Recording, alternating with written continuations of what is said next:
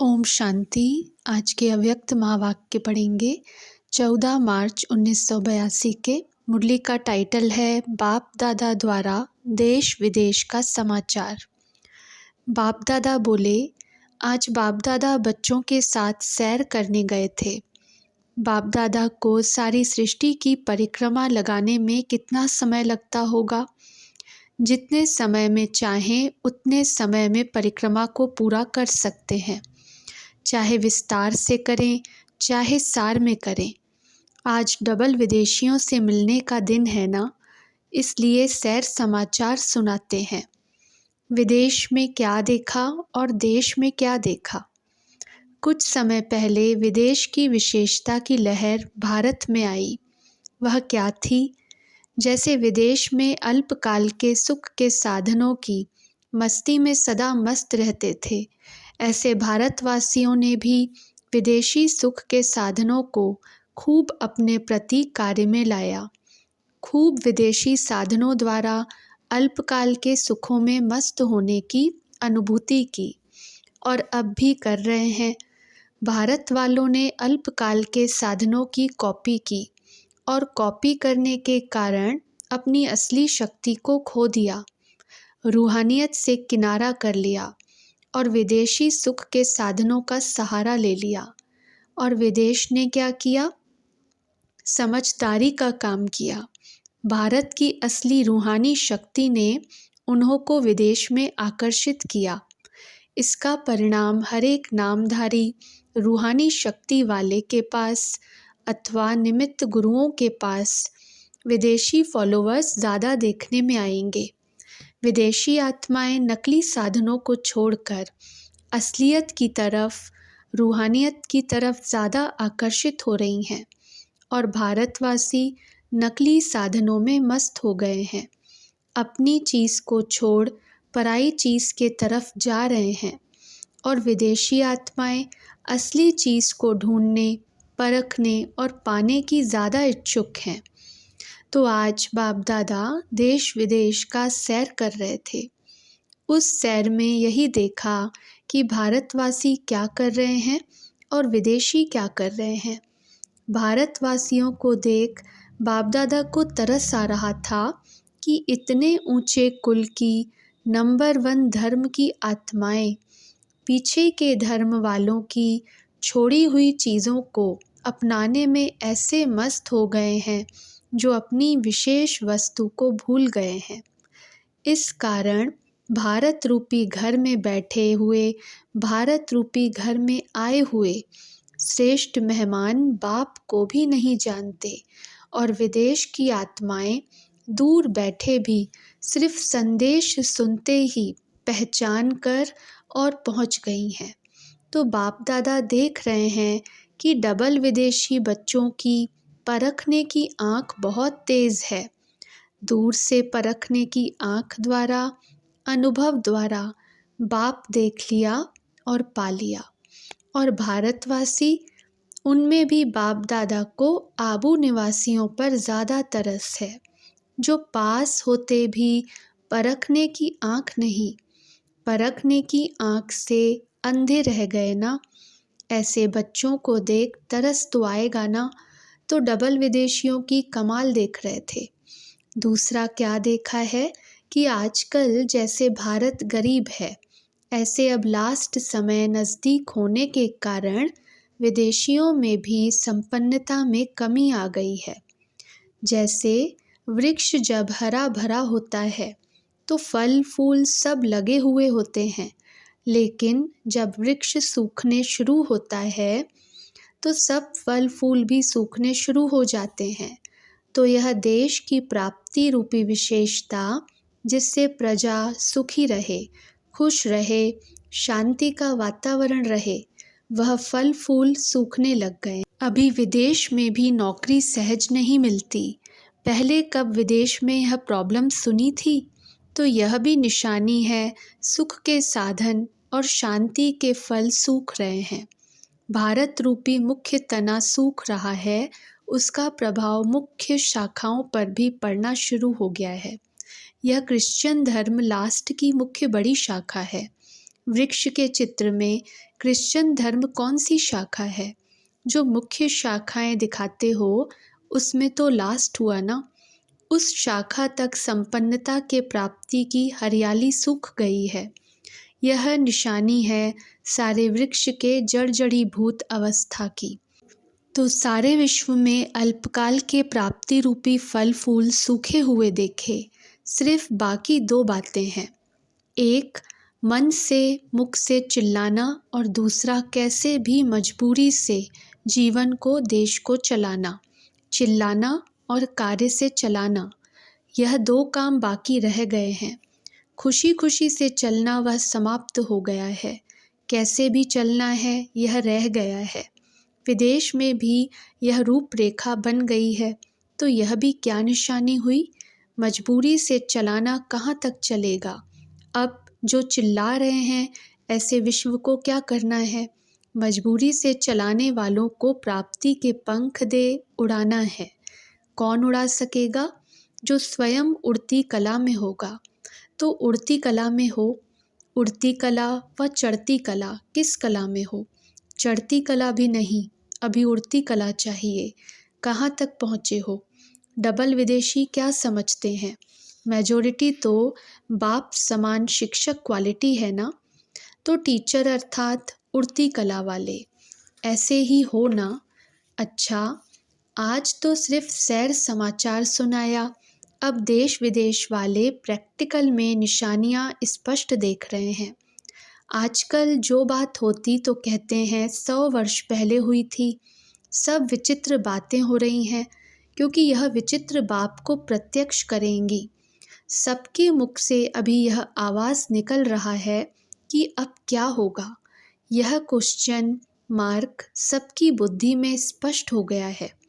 अब फिर यह बोल निकलेंगे कि जो होना था वह हो गया, बाप आ गया, क्वेश्चन मार्क समाप्त हो, फुल स्टॉप लग जाएगा। जैसे मथनी से मक्खन निकाला जाता है तो पहले हलचल होती है, बाद में मक्खन निकलता है। तो यह क्वेश्चन मार्क रूपी हलचल के बाद प्रत्यक्षता का मक्खन निकलेगा। अब तेजी से हलचल शुरू हो गई है। चारों ओर अब प्रत्यक्षता का मक्खन विश्व के आगे दिखाई देगा। लेकिन इस मक्खन को खाने वाले कौन? तैयार होना खाने के लिए? सभी आप फरिश्तों का आह्वान कर रहे हैं। अच्छा, सर्व अप्राप्त आत्माओं को सर्व प्राप्ति कराने वाले, सर्व को परखने का नेत्र दान करने वाले महादानी, सर्व को संतुष्टता का वरदान देने वाले वरदानी, संतुष्ट आत्माएं, सदा स्व के प्राप्ति के पंखों द्वारा अन्य आत्माओं को उड़ाने वाले, सदा उड़ती कला वाले, सदा स्व द्वारा बाप को प्रत्यक्ष करने वाले, विश्व के आगे प्रख्यात होने वाले श्रेष्ठ आत्माओं को बाप दादा का याद प्यार और नमस्ते। विदेशी बच्चों के साथ अव्यक्त बाप दादा की पर्सनल मुलाकात। सदा अपने को सर्व प्राप्ति संपन्न अनुभव करते हो। सर्व प्राप्तियों की अनुभूति है। जिस आत्मा को सर्व प्राप्तियों की अनुभूति होगी, उनकी निशानी क्या दिखाई देगी? वह सदा संतुष्ट होगा। उनके चेहरे पर सदा प्रसन्नता की निशानी दिखाई देगी। उनके चेहरे से दिखाई देगा कि यह सब कुछ पाई हुई आत्मा है। जैसे देखो, लौकिक रीति से जो राजकुमार राजकुमारी होते हैं वह ऊंचे कुल के होते हैं, तो उनके चेहरे से दिखाई देता कि यह भरपूर आत्माएं हैं। ऐसे आप रूहानी कुल की आत्माओं के चेहरे से दिखाई दे, जो किसको नहीं मिला वह इनको मिला है। ऐसे अनुभव होता है कि हमारी चलन और चेहरा बदल गया है, चेहरे पर प्राप्ति की चमक आ गई है। डबल विदेशियों को डबल चांस मिला है, तो सेवा भी डबल करनी है। डबल सेवा कैसे करेंगे? सिर्फ वाणी से नहीं, लेकिन चलन से भी और चेहरे से भी। जैसे स्वयं परवाने बने हो, ऐसे अनेक परवानों को क्षमा के पास लाने वाली आत्माएं हो। तो आपकी उड़ान देखते ही अन्य परवाने भी आपके पीछे पीछे उड़ने लग जाएंगे। जैसे आप सभी हर बात की गहराई में जाते हो, ऐसे हर गुण की अनुभूति की गहराई में जाओ। जितना गहराई में जाएंगे उतना रोज नया अनुभव कर सकेंगे। जैसे शांत स्वरूप का अनुभव रोज करते हो, लेकिन हर रोज नवीनता का अनुभव करो। नया अनुभव तब होगा जब एकांतवासी होंगे। एकांतवासी अर्थात सदा स्थूल एकांत के साथ साथ एक के अंत में सदा रहना। एक बाबा शब्द भी जो बार बार कहते हो, वह हर बार नया अनुभव होना चाहिए। जैसे शुरू में जब आए तब भी बाबा शब्द कहते थे, मधुबन में आए तब भी यही बोला, और अब जब जाएंगे तब भी बाबा शब्द बोलेंगे। लेकिन पहले बोलने में और अब के बोलने में कितना अंतर होगा, यह अनुभव तो है ना। बाबा शब्द तो वही है, लेकिन जिगरी प्राप्ति के आधार पर वही बाबा शब्द अनुभव में आगे बढ़ता गया, तो फर्क पड़ता है ना। ऐसे सब गुणों में भी रोज नया अनुभव करो। शांत स्वरूप तो हो, लेकिन शांति की अनुभूति किस पॉइंट के आधार पर होती है। जैसे देखो, मैं आत्मा परमधाम निवासी हूँ, इससे भी शांति की अनुभूति होती है। और मैं आत्मा सत्युग में सुख शांति स्वरूप होंगी, उसका अनुभव देखो तो और होगा। ऐसे ही कर्म करते हुए अशांति के वातावरण में होते भी मैं आत्मा शांत स्वरूप हूँ, उसकी अनुभूति करते हो तो उसका अनुभव और होगा। फर्क हो गया ना तीनों में। है तो शांत स्वरूप, ऐसे रोज उस शांत स्वरूप की अनुभूति में भी प्रोग्रेस हो। कब किस पॉइंट से शांत स्वरूप की अनुभूति करो, कभी किससे, तो रोज का नया अनुभव होगा और सदा इसी में बिजी रहेंगे कि नया नया मिले। नहीं तो क्या होता है, चलते चलते वही याद की विधि, वही मुरली सुनने और सुनाने की विधि, फिर वही बात कहाँ कहाँ कॉमन अनुभव होने लगती है। इसलिए फिर उमंग भी जैसे सदा रहता है वैसे ही रहता है, आगे नहीं बढ़ता। और इसकी रिजल्ट में फिर कहाँ अलबेलापन भी आ जाता है। यह तो मुझे आता ही है, यह तो जानते ही हैं, तो उड़ती कला के बजाय ठहरती कला हो जाती है। इसलिए स्वयं तथा जिन आत्माओं के लिए निमित्त बनते हो, उन्हें सदा नवीनता का अनुभव कराने के लिए यह विधि ज़रूर चाहिए। समझा? आप सब मेजॉरिटी सेवा के निमित्त आत्माएं होना, तो यह विशेषता ज़रूर धारण करनी है। रोज कोई ना कोई पॉइंट निकालो। शांत स्वरूप की अनुभूति की पॉइंट्स क्या हैं? ऐसे प्रेम स्वरूप, आनंद स्वरूप, सबकी विशेष पॉइंट बुद्धि में रखते हुए रोज नया नया अनुभव करो। सदा ऐसे समझो कि आज नया अनुभव करके औरों को कराना है। फिर अमृत वेले बैठने में भी बड़ी रुचि होगी। नहीं तो कभी कभी सुस्ती की लहर आ जाती है। जहाँ नई चीज़ मिलती है वहाँ सुस्ती नहीं होती है, और वही वही बातें हैं तो सुस्ती आने लगती है। तो समझा क्या करना है? तरीका समझ में आया? अभी कोई प्रश्न पूछना है तो पूछो। विदेशियों को वैसे भी वैरायटी अच्छी लगती है। जैसे पिकनिक में नमकीन भी चाहिए, मीठा भी चाहिए, और वैरायटी प्रकार का चाहिए। तो जब भी अनुभव करने बैठते हो तो समझो अभी बाप दादा से वैरायटी पिकनिक करने जा रहे हैं। पिकनिक का नाम सुनकर ही फुर्त हो जाएंगे, सुस्ती भाग जाएगी। वैसे भी आप लोगों को पिकनिक करना, बाहर में जाना अच्छा लगता है ना, तो चले जाओ बाहर। कभी परमधाम में चले जाओ, कभी स्वर्ग में चले जाओ, कभी मधुबन में आ जाओ, कभी लंदन सेंटर में चले जाओ, कभी ऑस्ट्रेलिया पहुंच जाओ। वैरायटी होने से रमणीकता में आ जाएंगे। अच्छा, विदेशी बच्चों द्वारा पूछे गए कुछ प्रश्न, बाप दादा के उत्तर। प्रश्न: चलते चलते पुरुषार्थ में जब रुकावट आती है तो क्या करना चाहिए? रुकावट आने का कारण क्या होता है?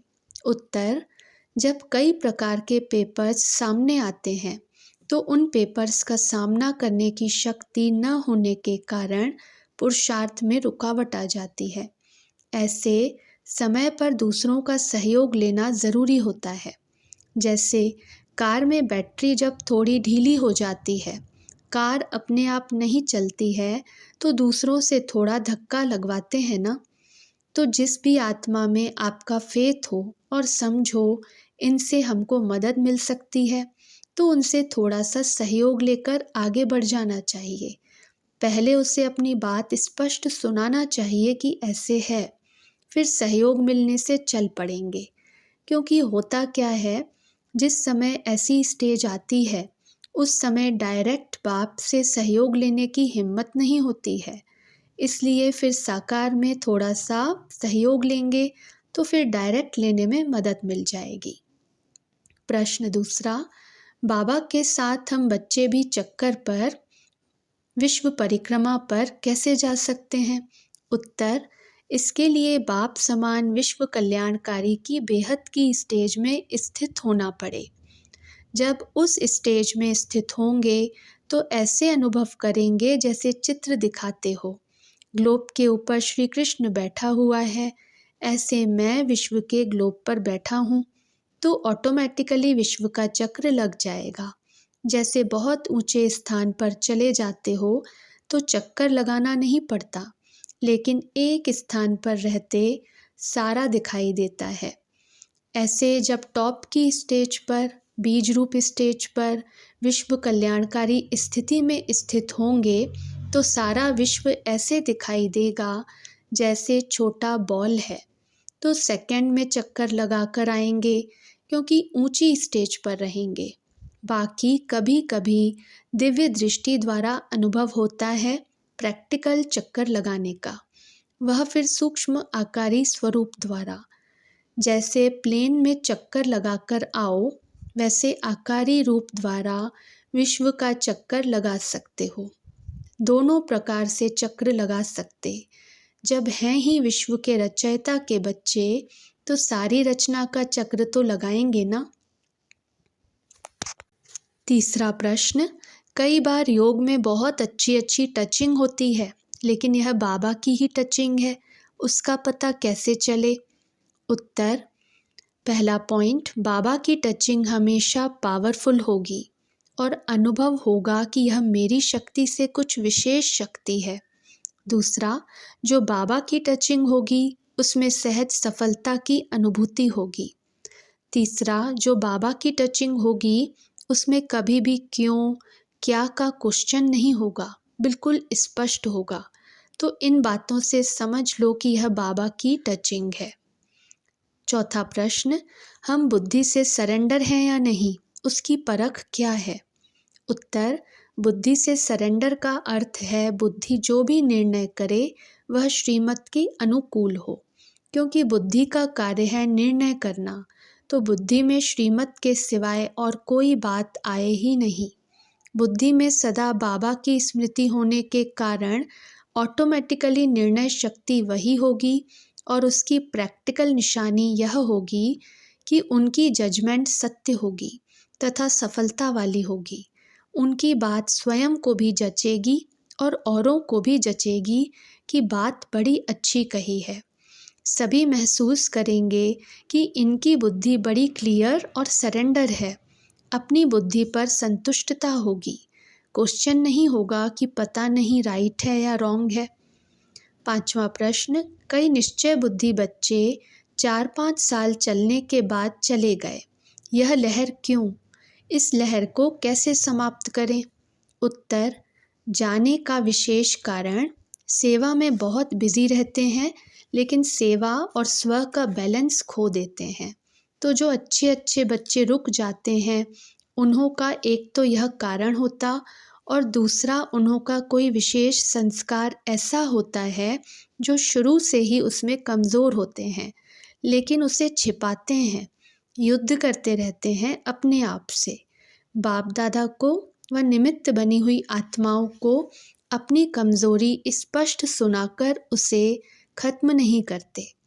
छिपाने के कारण वह बीमारी अंदर ही अंदर विकराल रूप लेती जाती है और आगे बढ़ने का अनुभव नहीं होता, फिर दिल शिकस्त हो छोड़ देते हैं। तीसरा कारण यह भी होता कि आपस में संस्कार नहीं मिलते हैं, संस्कारों का टक्कर हो जाता है।